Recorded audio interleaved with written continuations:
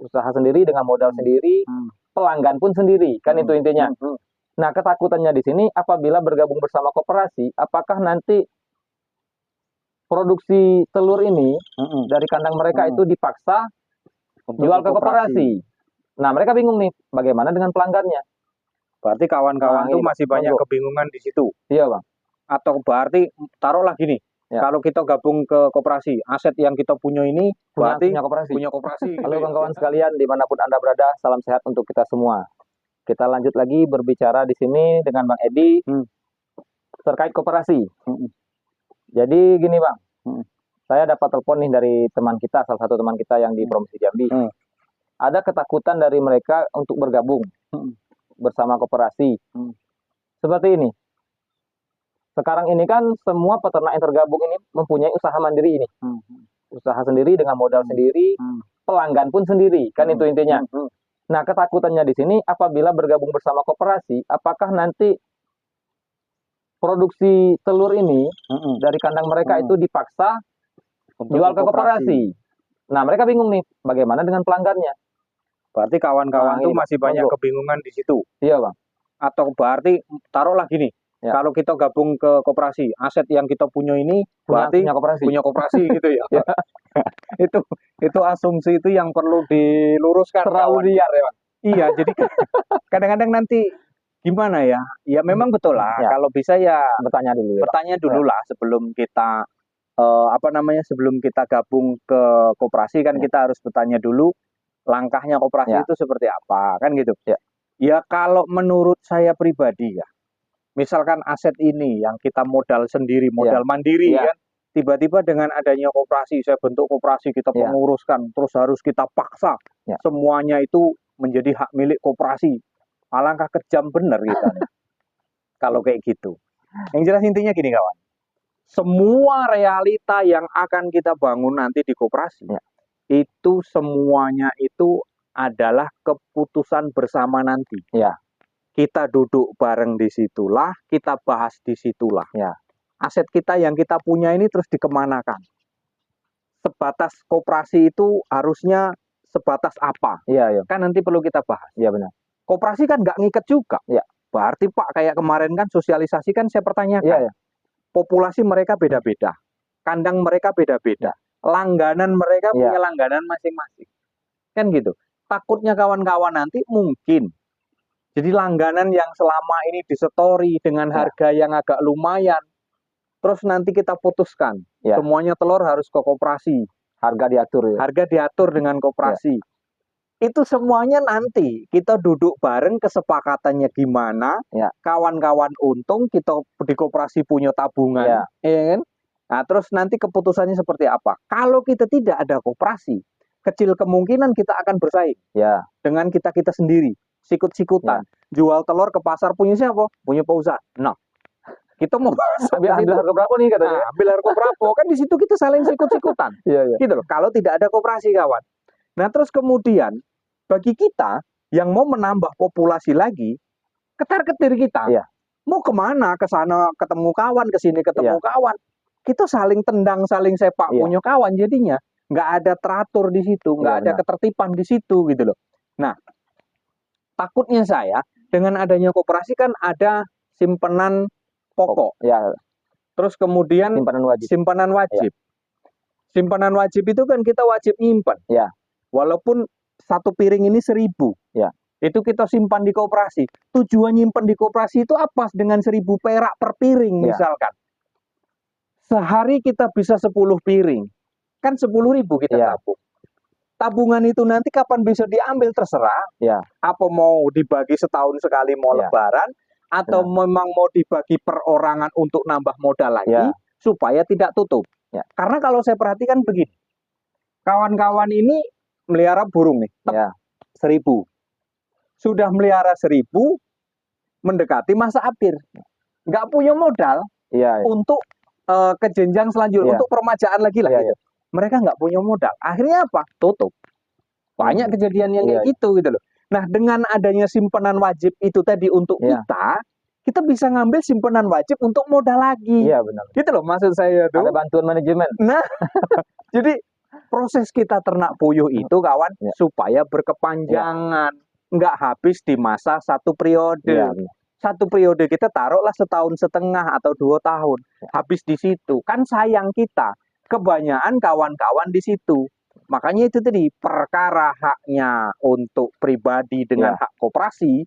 Nanti kalau memang kawan-kawan masih ragu, kawan-kawan yang di Jambi ini masih kurang percaya dengan pengurus, ayo toh usahakan nanti ketika ada rapat kita duduk bareng, kita pilah mana hak pribadi, mana haknya koperasi. Iya benar. Kan bisa nanti di situ. Koperasi, aturan main mereka kan kemarin kan kata ibu siapa itu kan nggak mengikat. Iya benar. Aturan koperasi harus begini kan enggak. Intinya musyawarah bersama. Intinya musyawarah bersama. Dinas koperasi hanya menjembatani, hanya memberikan rekomendasi. Mau kemana ini? Kan benar. Gitu. Misalkan tahap sekarang ini kan kita selesaikan rekomendasi ke koperasi. Sudah ke koperasi kan nanti kita rekomendasinya kan ke akte notaris. Nah begitu nanti ada kendala, ya kita mau ke kantor mana? Iya benar-benar. Nah nanti kan dari koperasi yang jembatan. Tujuannya mau ke kantor mana mas? Apa masalahnya? Nah itu nanti ke situ gitu loh. Sub koperasi itu kita mau nembak ke kantor mana nih? Iya benar. Gitu loh. Misalkan kita kan kena pajak nih. Aturan per bulannya kan kemarin kan. Nah kita kena pajak dari pemerintah. Setidaknya nanti ya kita minta bantuan lah ke pemerintah. Wong kita dipajaki kok. Iya benar-benar. Kan gitu. Setidaknya mungkin nanti kita bisa lah pengadaan barang atau apa. Harapan kami kan seperti itu dengan adanya koperasi. Jadi kawan-kawan itu yang saat ini masih merasa ketakutan, ya jangan berpikirnya tuh kayak mana ya. Kalau memang ada celah mau telepon lah. Jadi kita bisa memberikan sedikit banyak yang kita dapat kemarin waktu sosialisasi. Jadi kawan-kawan juga mungkin yang sekiranya belum mendapatkan pencerahan atau kabar burung yang ditangkap, itu kadang-kadang kalau kabar burung itu kan antara yo dengan tidak, jadinya kan pikiran ini kan gantung, iyo tidak nih kabar macam ini kan gitu.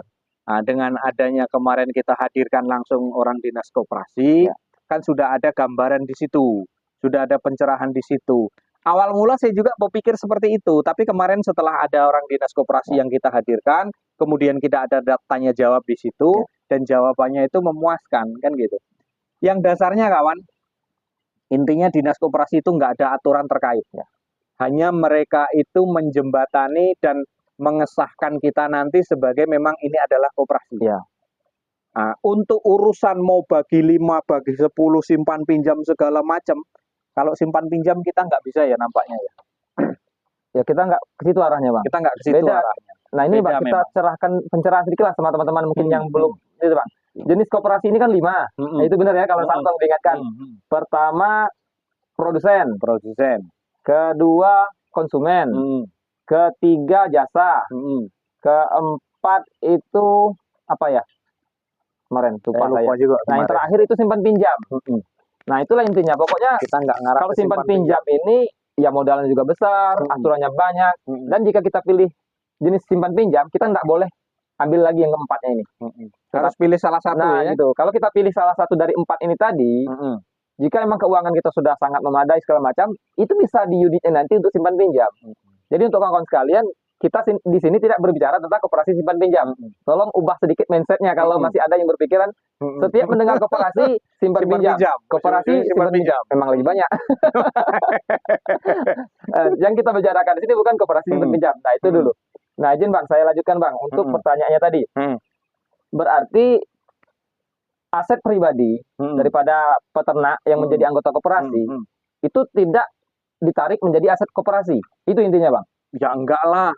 Nanti kandang-kandangnya sama burung-burungnya ditarik koperasi kan kita kan jadinya kan kayak mana lah modal kita dewe. Hasilnya kalau menurut saya hasilnya kita lari ke koperasi. Istilahnya hasil itu nanti juga ya baliknya ya ke kita. Ya tapi gini bang, ada jembatannya di situ. Misal nih produksinya nih seperti saya sekarang, katakanlah 1 ikat per hari. Kan 1 ikat 10 piring ya? 10 piring. Kan 10 piring ini kan juga belum tentu wajib diserahkan ke koperasi. Berdasarkan kesepakatan lagi. Nanti kita berapa persen dari populasi yang diserahkan ke koperasi. Itu tinggal kesepakatan bersama lagi kan bang? koperasi juga kalau awal-awal bergerak juga nggak mungkin mau nampung semuanya. Nah, itu. Kemana kita larinya? Kan gitu. Iya, Step by step kita ada di situ kawan. Nah terus nanti apabila kita overload misalkan, Ya. misal kita overload di Jambi ini kebanyakan sekarang kebanyakan populasi, kebanyakan peternak, kan bisa kita keluar. Oh, berarti linknya lebih luas dengan koperasi. Iya, ya? kan kita bisa lempar ke luar provinsi lagi. Karena apa? Kekuatan kita ada koperasi, ada payung hukum. Gitu loh. Iya, benar. Kalau kita nggak ada payung hukum, nanti dipertanyakan di pemerintah daerah yang kita tuju, wah, ini punya siapa ini? nah, berkeringat gitu kawan. Terjamin nggak kualitasnya kan Nah gitu itu ya? makanya. Benar. Nah itu kawan. Jadi kalau untuk rekan-rekan yang masih ragu masalah aset pribadi kita nanti diambil koperasi apa enggak, ya enggak lah nanti. Kesepakatannya nanti gimana?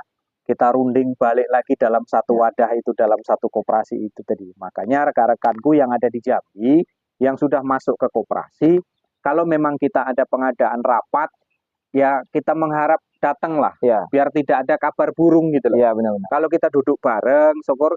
Kalau memang nggak bisa datang juga, ya kita maklumi. Tapi kan di situ nanti kita siapkan meeting Zoom kayak kemarin. Benar. Kan gitu, kita bisa saling tahu gitu.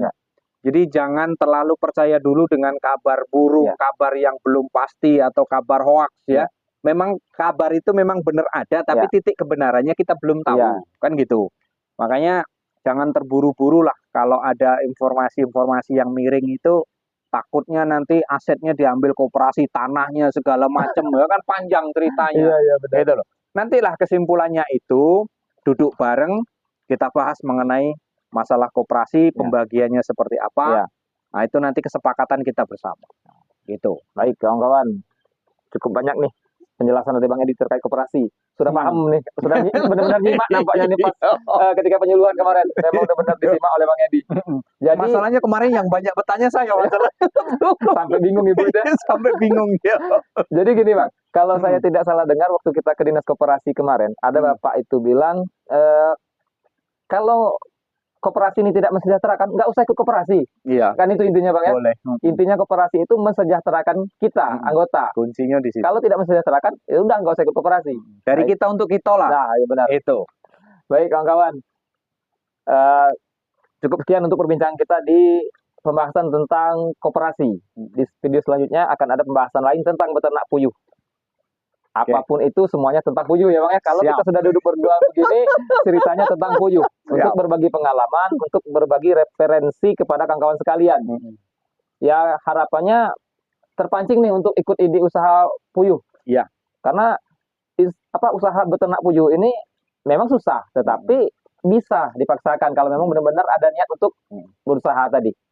Baik kawan-kawan, ikuti terus channel Rumah Puyuh Berkah, ikuti juga channel Edi Puyuh Jambi. Nah, kami di sini saling berbagi pengalaman, saling berbagi informasi terbaru tentang beternak puyuh, khususnya yang kami lakukan ya Bang ya, dan juga yang teman-teman di Kota Jambi ini lakukan, yang seputaran Kota Jambi lakukan. Ada ide-ide terbaru seperti kemarin itu kapur dolomit lah atau segala macam. Nah, jadi ikuti terus channel ini, akan banyak video menarik tentang beternak puyuh yang akan kami bagikan. Baik kawan-kawan, cukup sekian untuk pertemuan kali ini. Terima kasih atas perhatiannya. Salam sehat untuk kita semua. Ayo beternak puyuh itu asik.